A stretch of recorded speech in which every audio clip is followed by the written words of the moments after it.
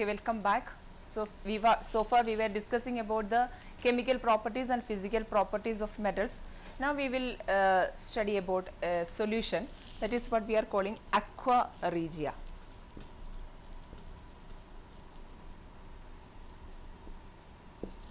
So this is, aqua means water, aquatic plants, aquatic animals, likewise already you have studied in the lower class. So aqua means the term related with water, regia is name, that is a Latin word, normally we are saying royal. So this is called royal water. So why this is called a royal water means, normally the gold is an inert metal, normally it will not show any reaction towards any of the substances, but this particular solution has the capacity to dissolve even gold. So this is, normally we are taking in 1:3 ratio concentrated HNO3 and concentrated HCl. So concentrated HNO3 and concentrated HCl, normally we are taking in the ratio 1:3.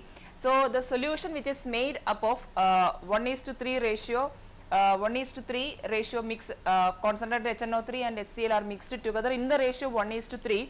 Normally we are getting a solution, and that solution is called aqua regia. And why this solution is called aqua regia means, this solution has the capacity to dissolve even gold, and that is why it is called aqua regia, the royal water. Okay, now we have to discuss how do these metals and non-metals react together. So normally it is one of the most difficult part whenever we are explaining for the children. So it is one of the most difficult part of this chapter. So how do metals and non-metals react?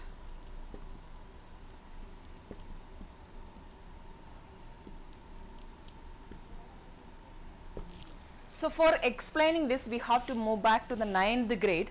So in 9th grade, we have studied already why these elements are taking part in a chemical reaction. So the elements are taking part in a chemical reaction only to attain stability. How these elements are getting stability? That is the next question. So why, how these elements are getting this stability?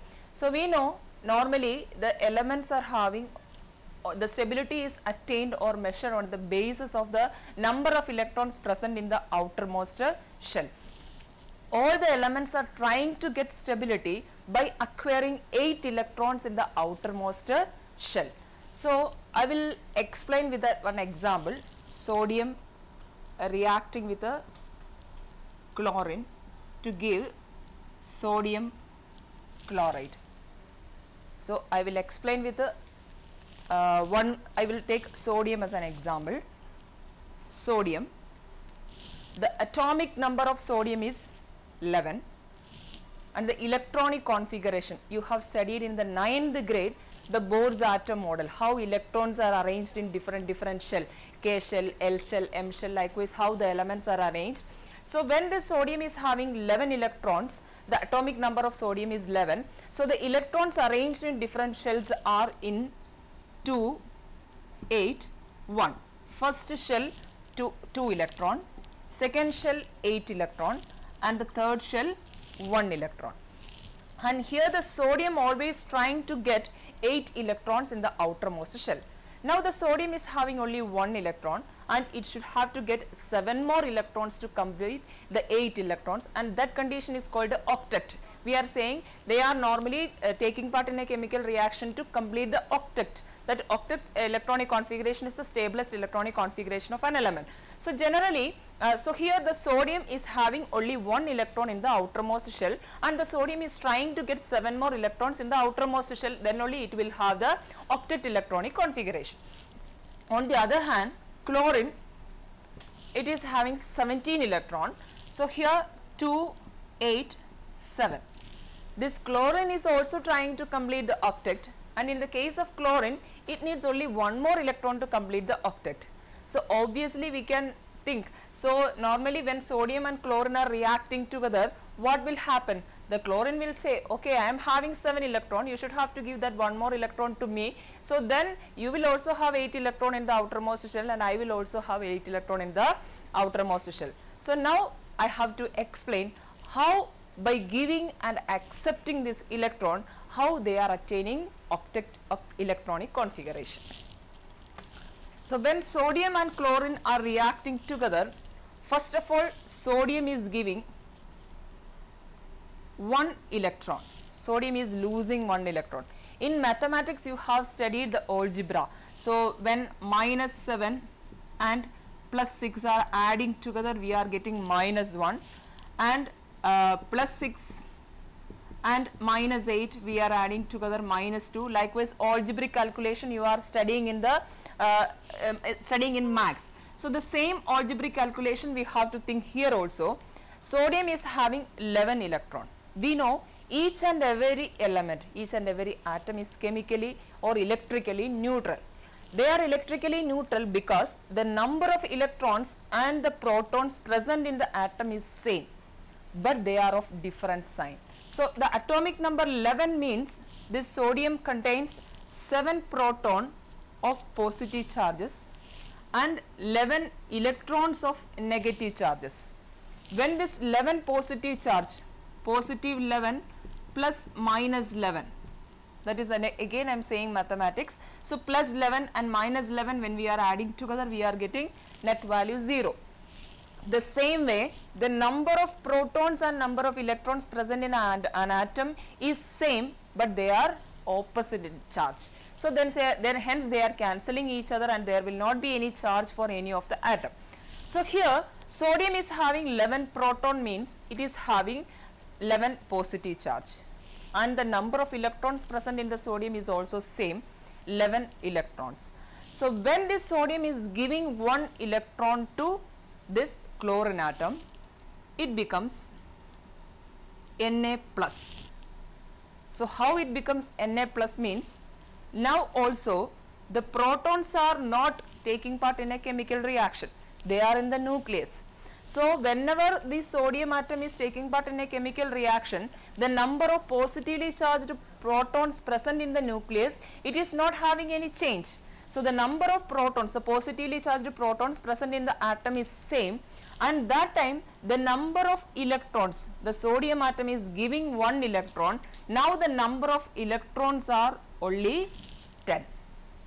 So now plus 11 charge and 10 minus charges when they are connecting together. So we know 11 positive charges and 10 negative charges, which will predominate, 1 positive charge will predominate, and that is shown as Na plus, sodium plus, and we are saying 1 electron.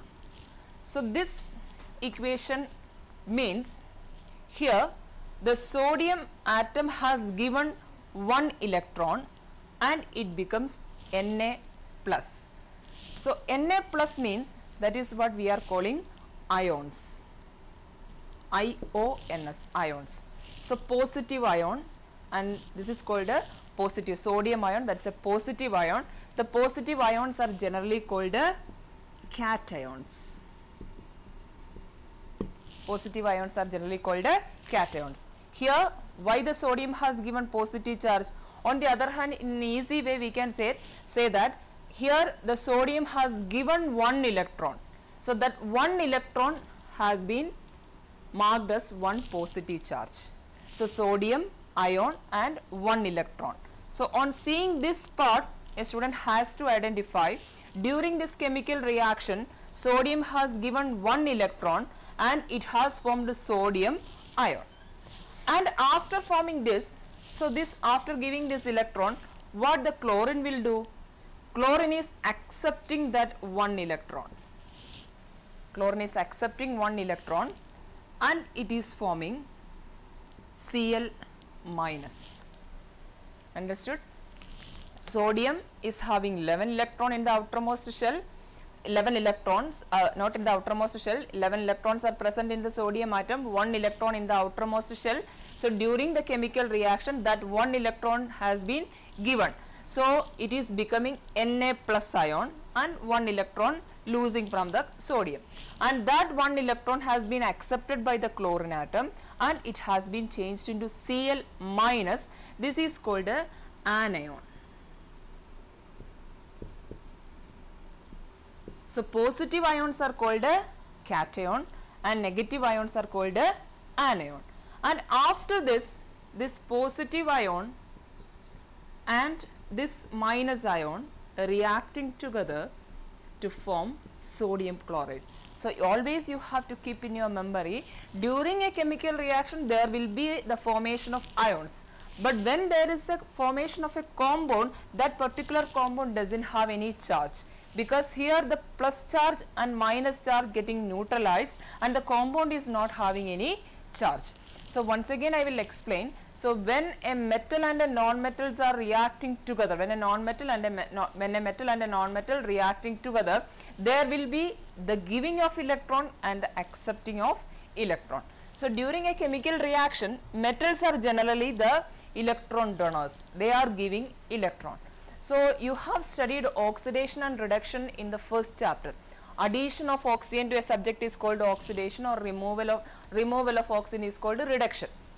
The same topic, oxidation and reduction, we can explain, we can define in terms of the electrons also. If we are removing electron from an element, that is oxidation. That is, removal of electron is also called a oxidation, and addition of electron is called a reduction. So, oxidation we are studying the two definitions, removal of hydrogen or addition of oxygen is called oxidation, that we have studied in the first chapter. So, I am explaining one more definition for oxidation, that is a removal of electron. So, removal of electron is also oxidation, and addition of electron is called a reduction. So, here when sodium and chlorine are reacting together, so I told you metal and a non-metal is reacting together. Sodium is a metal. When a metal and a non-metal reacting together, generally metals are getting oxidized. So, that means metals are removing electrons from their outermost shell. The removal of electron is called a oxidation. So, metals are getting oxidized. So, here from the sodium metal, sodium is removing one electron and it is forming Na plus ion, sodium ion. Sodium ion plus ions are generally called a cation. And on the other hand, non-metals are accepting electron, or addition of electron is taking place in non-metal. Addition of electron means reduction. So, non-metals are getting reduced. So, here chlorine accepting one more electron and it is forming Cl minus. Why it is forming Cl minus? Because in chlorine 17 electrons are there and 17 protons are also there. When it is accepting one more electron, what happens? 18 electrons and 17 protons. Here the minus charge is more. So, minus 18 plus 17 means minus 1, and that is why it is having minus charge. On the other hand, the number of electrons accepted during a chemical reaction can be denoted as the charge. If during a chemical reaction oxygen is accepting 2 electrons, so it is writing 2 minus. So, that means during a chemical reaction oxygen has accepted 2 electrons. So, magnesium Mg2 plus, that means during a chemical reaction magnesium metal has given 2 electrons. Likewise also you can keep it in your memory. So, number of electrons accepted or number of electrons given during a chemical reaction, that can be denoted as number of positive or negative charges on the top of the element. And here after that Na plus Cl minus gives NaCl. So, this is normally the reaction. So, whenever we are writing the chemical reaction, write the chemical reaction for the sodium and chlorine. So, we are simply writing sodium, when it is reacting with the chlorine, we are getting NaCl. This is the equation generally we are writing. But before writing this chemical equation, such steps are involved in a chemical reaction, that is oxidation process is taking place, reduction process is taking place, and this oxidation half and reduction halves are adding together to form the normal equation.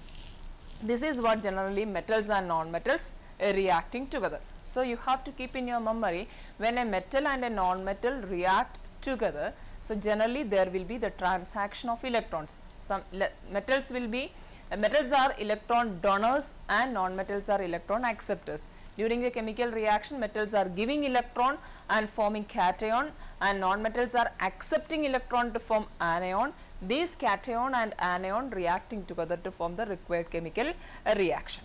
That is what. This is the general. I have taken the sodium chloride as an example. I have explained you. So now you have to think one more thing. That's what I told you. The oxidation and reduction in terms of electrons also. Removal of electron is called oxidation and addition of electron is called a reduction. Now I will explain the same reaction as electron dot structure. So sodium is the metal. Okay, I am only drawing the outermost shell. The number of electron present in the outermost shell of sodium is 1. Okay, so it is removing during a chemical reaction, it is removing this 1 electron. So I will write. So this is chlorine. Chlorine is having 1, 2, 3, 4, 5, 6, 7 electrons. So during a chemical reaction, this electron has been given to chlorine, and as a result what we are getting? We are getting Na plus, and this one more electron added to chlorine, it is forming Cl minus, and this is we are writing NaCl. Okay, this is normally they are asking for the chemical reaction. Write down the or dramatical show the diagram for the formation of magnesium chloride, diagram of formation of calcium chloride. So likewise, electron dot structure, electron dot diagram for the formation of magnesium chloride or the formation of calcium chloride. That is sometimes 3-mark question for the SA1 exam. So I will take another example of magnesium chloride or calcium chloride. I will take magnesium chloride, MgCl2, Mg plus Cl2 gives MgCl2. This is the equation. Magnesium is having 12 electron, and I told you chlorine is having 17 electron. So I will explain with the electron dot structure. Magnesium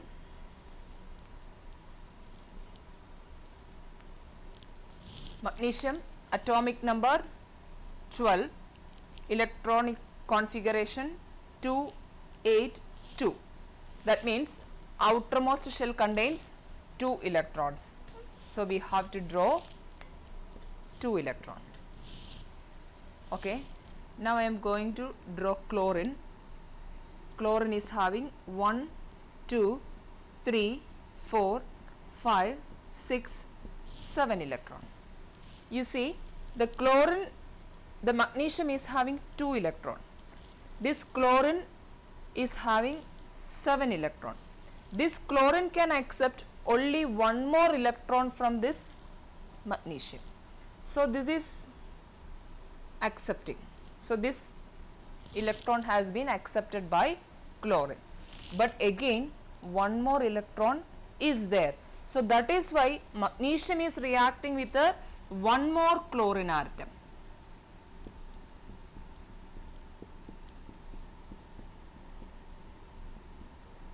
One, two, three, four, five, 6. 1, 2, 3, 4, 5, 6, 7, and this 1 more electron is giving. So likewise, it is giving the magnesium is having 2 electrons in the outermost shell.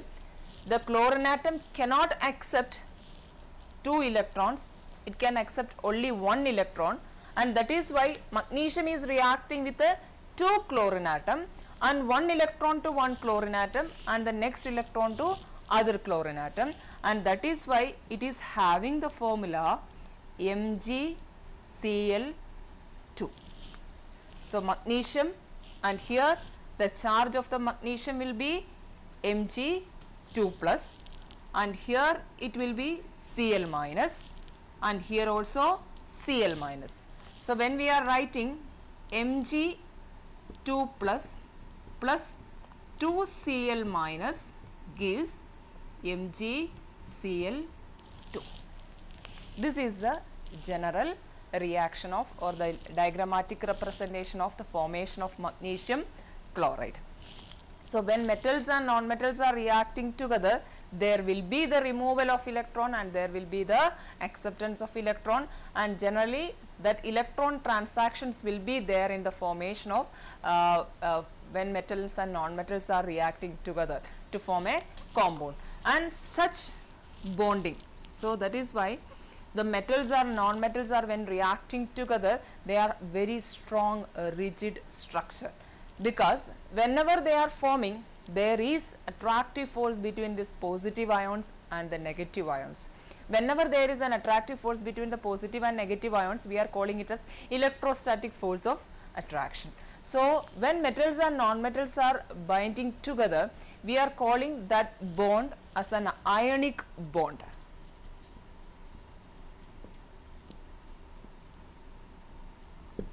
So, I hope you understood why we have given this name, because I told you when a metal and a non-metal reacting together, generally metals are giving electron and they are forming positive ion, and non-metals are accepting electron and they are forming negative ions, and these positive ions and negative ions formed together to form the compound, the required. We are getting the required compound. That's, for example, sodium and chlorine, sodium ion, Na plus ion and Cl minus ion, Na plus ion and Cl minus ion reacting together to form sodium chloride. That is what we are normally getting. And such bond, the formation of a bond, a formation of a compound by the giving and accepting of electron, such bonds are called a ionic bond. So, in an ionic bond, generally there will be the formation of positive and negative ions. So, ionic bonds are generally, when we are discussing about the properties of this ionic bonds are generally so hard and rigid. They are very strong bond.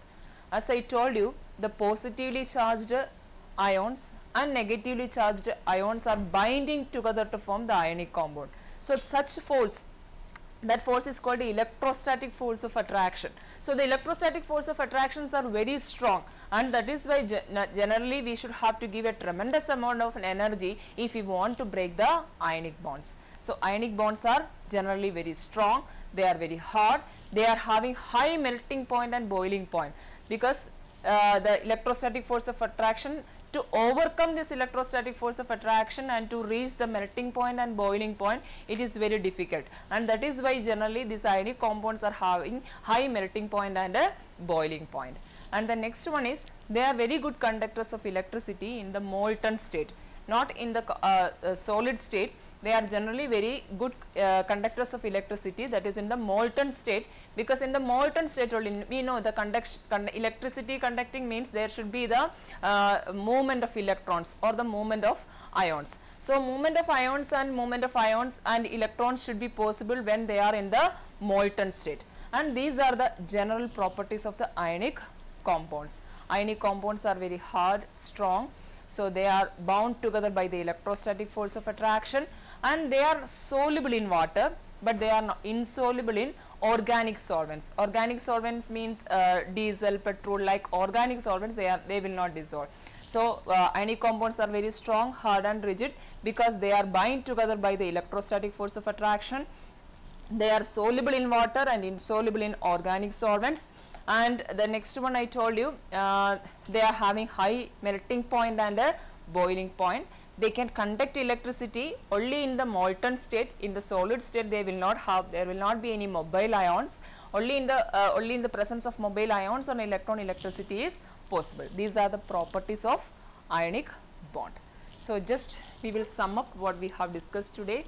So, first of all, I have explained what are the physical properties of metals. Metals are very strong, hard.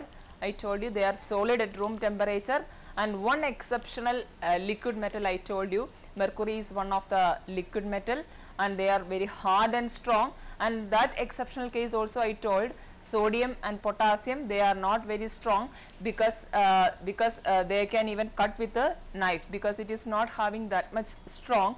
And the third one I told you, they are malleable. Malleable means they can be beaten into sheets, and one of the most malleable metal is gold. And the next one what I told is they are ductile. Ductile means metals can be drawn into wires, that is also gold and silver are the most ductile metals. And the next one what I told you, metals are good conductors of electricity, and they are having sonorous nature. They are metallic luster. Sonorous means they are producing a particular sound. Luster means they are having a shiny appearance. Newly brought metals are having shiny appearance. That is the normal they are the general physical properties. So whenever we are thinking about the non-metals, they are the next opposite. So I told you metals are generally solids at room temperature, but on the other hand non-metals are solid, liquid or gas. So one of the liquid non-metal, that is also examination point of view, 1 mark question. Name a liquid metal and a liquid non-metal. So when the question coming, so you have to write liquid metal is mercury and liquid non-metal is bromine. So bromine is one of the liquid non-metal. So metals are very hard, but non-metals are very soft. And there also one exceptional case, I told you, we know the carbon in the form of diamond, which is the hardest substance ever known. So that is a non-metal, but it is very hard. So when generally we are saying the physical properties of metals and non-metals, we are saying metals are very hard and non-metals are very soft. So in the case of metal, even though they are hard, sodium and potassium are very soft and we can cut even with a knife. In the case of non-metal, non-metals are very soft, but diamond is one of the hardest substance ever known. And likewise, metals are generally good conductors of electricity, and non-metals are bad conductors of electricity. There also one exceptional case is there. Graphite is existing in another form, that is carbon is existing in another form in the form of graphite. You have seen in the pencil there is a black color lead. So that lead is called a graphite. So that graphite is the another form of carbon that is a very good conductor of electricity, but that is a non-metal. So that is the comparison of the physical properties of metals and non-metals. And next I have explained about the chemical properties of metal. First of all, I told when metals are reacting with oxygen, when metals are burned in oxygen, metallic oxides are formed. These metallic oxides are basic in nature, that is what I told, and I have explained how we have to prove they are basic in nature. We can test the presence of basic nature of this metallic oxide with the help of litmus paper. Make the solution of metallic oxide and test it with a litmus paper. We can see that it is changing red litmus into blue color, that is called metallic oxide. So metallic oxides are basic in nature. I forgot to tell you one thing. So whenever we are saying about the metallic oxide, and we are saying metallic oxides are generally basic in nature, but there are some metallic oxide which can show both acidic nature and basic nature. Such oxides are called amphoteric oxide.